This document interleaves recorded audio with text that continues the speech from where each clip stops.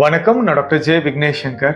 உங்க வாழ்க்கையில தொடர்ந்து அடுத்தடுத்து ஒரே மாதிரியான பிரச்சனைகள் வருது அப்படின்னா அது எதிர்மறையான கர்மாவுடைய தாக்கமா கூட இருக்கலாங்க.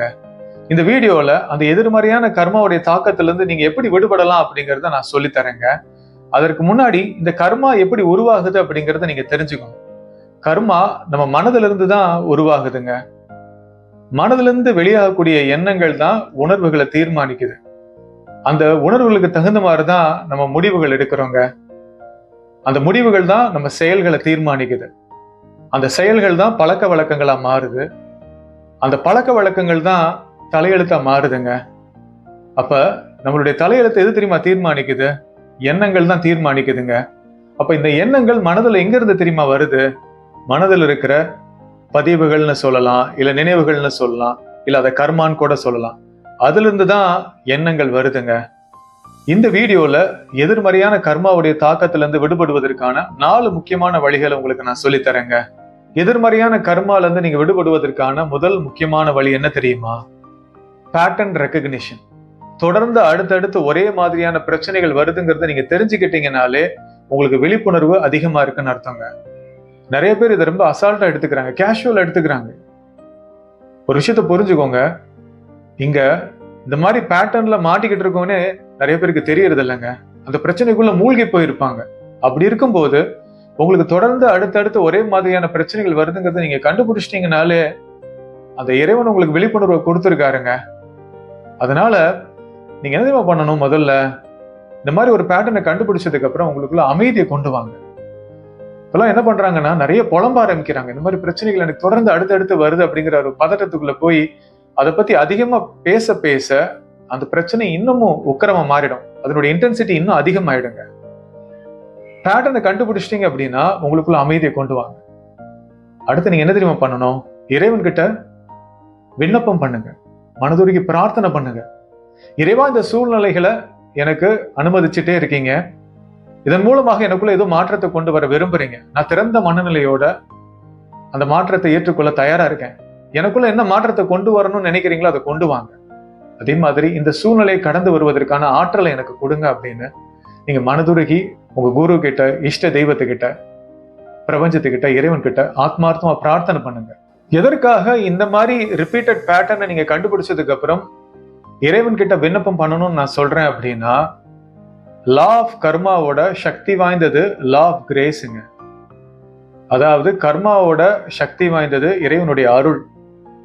நீங்க ரிப்பீட்டடா இந்த மாதிரி கஷ்டங்களை அனுபவிக்கும் போது அந்த நேரத்துல மனதுருகி இறைவன் கிட்ட பிரார்த்தனை பண்ணும்போது இறைவனுடைய அருள் உங்களுக்கு கிடைக்குங்க. இறைவனுடைய அருள் உங்க வாழ்க்கையில வந்துருச்சுனாலே கஷ்டமான சூழ்நிலைகளை உங்களால எளிதா கடந்து போக முடியுங்க. உதாரணத்துக்கு ஒருத்தருக்கு பாத்தீங்கன்னா தீராத வயிற்று வலி தொடர்ந்து வந்துகிட்டே இருக்கும். அந்த மாதிரி நேரத்துல இந்த மாதிரி அவர் மனதுருகி இறைவன் கிட்ட, பிரபஞ்சத்துக்கிட்ட பிரார்த்தனை பண்ணும்போது சரியான மருத்துவர் அவர் பாப்பாருங்க. அந்த மருத்துவர் கொடுக்குற மெடிசன்ஸ், அந்த பேசிக் ட்ரீட்மெண்ட்லேயே பாத்தீங்கன்னா அவர் முற்றிலும் குணமாயிடுவாரு. ஒரு விஷயத்த புரிஞ்சுக்கோங்க, இந்த மாதிரி பிரச்சனைகள் வர்றது இயற்கையான ஒரு விஷயங்க. ஆனா அந்த நேரத்திலையும் நம்ம இறை பக்தியோட இருந்தோம்னு வைங்களேன், இறைவன் கிட்ட அர்ப்பணித்து நான் சொன்ன மாதிரி விண்ணப்பம் பண்ணி பிரார்த்தனை பண்ணி உங்க வாழ்க்கையை வாழும் போது நிச்சயமாக அந்த சூழ்நிலைகளுக்கான தீர்வுகள் உங்களை தேடி வர ஆரம்பிக்குங்க. இந்த தலைக்கு வந்தது தலப்பாவோட போச்சுன்னு சொல்லுவாங்களே, அந்த மாதிரி நிறைய சூழ்நிலைகள் உங்க வாழ்க்கையில வர ஆரம்பிக்குங்க. பிரச்சனைகளுடைய வீரியம் குறைந்து உங்க வாழ்க்கையில நீங்க அமைதி உணர்ந்து உங்களால வாழ முடியும். எதிர்மறையான கர்மால இருந்து நீங்க விடுபடுவதற்கான 2வது முக்கியமான வழி என்ன தெரியுமா? நீங்க எந்த செயல் செய்தாலும் நல்ல நோக்கத்தோட, நல்ல இன்டென்ஷனோட செஞ்சீங்க அப்படின்னா மற்ற விஷயங்களை பத்தி நீங்க யோசிக்காதீங்க, கவலைப்படாதீங்க. சில நேரம் பாத்தீங்கன்னா இந்த உறவுகள் சார்ந்த விஷயங்கள்ல நீங்க நிறைய நன்மையான விஷயங்கள் செஞ்சிருப்பீங்க. நிறைய பேருக்கு அதை அவங்க தவறா புரிஞ்சுக்கிட்டு உங்ககிட்ட வாக்குவாதம் பண்ணுவாங்க, உங்களை காயப்படுத்திருப்பாங்க. அந்த மாதிரி நேரத்துல நீங்க அவங்க கிட்ட ப்ரூவ் பண்ண ட்ரை பண்ணுவீங்க. அதெல்லாம் பண்ணாதீங்க. நீங்க நல்ல நோக்கத்தோட செயல்களை செஞ்சீங்க அப்படின்னா இறைவன் பார்த்துக்குவாருங்க. அந்த பிரபஞ்ச பேராற்றல் பார்த்துக்கும். யாரெல்லாம் உங்களை காயப்படுத்தினாங்களோ, வேதனைப்படுத்தினாங்களோ அவங்க முன்னாடி உங்களை உயர்த்தி காட்டுங்க. நம்ம என்ன நோக்கத்தோட செயல்களை செய்யறோமோ அதுதான் கர்மாவை தீர்மானிக்குதுங்க.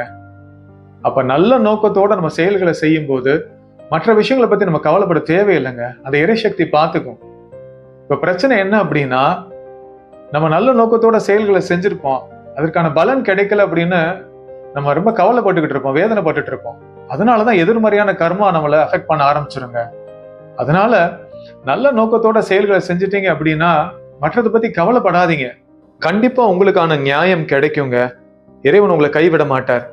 எதிர்மறையான கர்மால இருந்து விடுபடுவதற்கான 3வது முக்கியமான வழி என்ன தெரியுமா? உங்க வாழ்க்கையில எல்லா சிச்சுவேஷன்லயும் நீங்க மைண்ட்ஃபுல்லா இருக்கணுங்க, விழிப்புணர்வோடு இருக்கணும். அதுவும் குறிப்பா உங்களுக்கு வரக்கூடிய அந்த நெகட்டிவான எண்ணங்களை எப்படி நீங்க கையாளுறீங்கிறது ரொம்ப முக்கியங்க. ஏன்னா இந்த எண்ணங்கள்லாம் உங்களுடைய அன்கான்சியஸ்ல இருந்து வருது.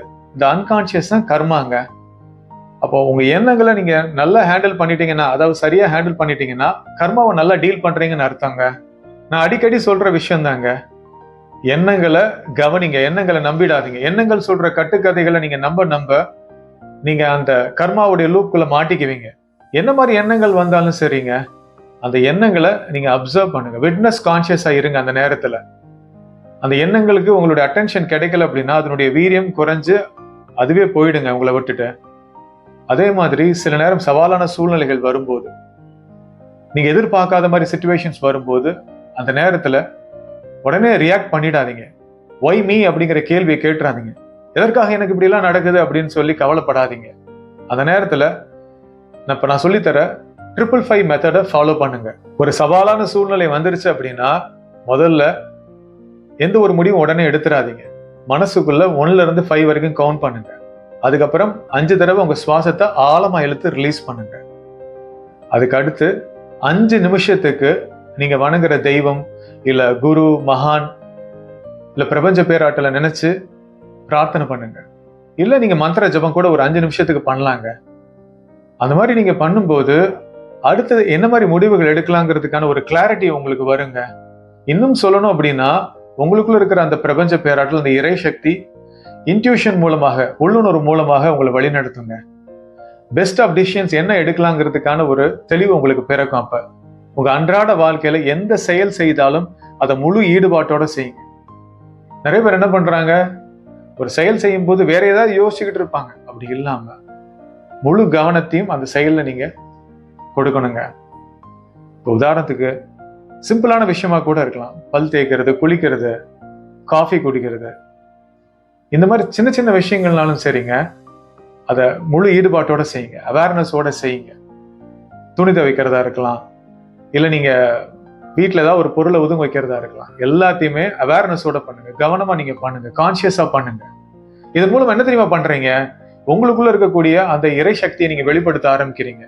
எவ்வளவுக்கு எவ்வளோ நீங்க மைண்ட்ஃபுல்லா எல்லா செயலும் செய்றீங்களோ அவ்வளவுக்கு எவ்வளோ உங்களுக்குள்ள இருக்கக்கூடிய இறை சக்தி வெளிப்பட ஆரம்பிக்குங்க. பயம், கவலை, குற்ற உணர்வு, அவமானம், இந்த மாதிரி எதிர்மறையான உணர்வுகள் உங்களுக்கு வந்தது அப்படின்னா அதை எதிரியா பார்க்காதீங்க. இதெல்லாமே அந்த ஆழ்மன பதிவுகள் இல்ல கர்மாவுடைய எக்ஸ்பிரஷன் தான். இது அந்த நெகட்டிவான உணர்வுகளுக்கு உண்டான மரியாதையை கொடுங்க, அதுக்கு ரெஸ்பெக்ட் கொடுங்க. அதோட நீங்க பயணிக்கும் போது அதுவே உங்களை ஒரு கட்டத்துல டிஸ்டர்ப் பண்ணாம உங்களை விட்டு விலகி போயிடுங்க. இதெல்லாமே கிளைமேட்டிக் கண்டிஷன் மாதிரி தான். அந்த உணர்வுகள் எல்லாம் மாறிக்கிட்டே இருக்குங்க. நீங்க இதுக்கு ரியாக்ட் பண்ணதான் அது இன்னும் உக்கரமா செயல்பட ஆரம்பிக்கும்.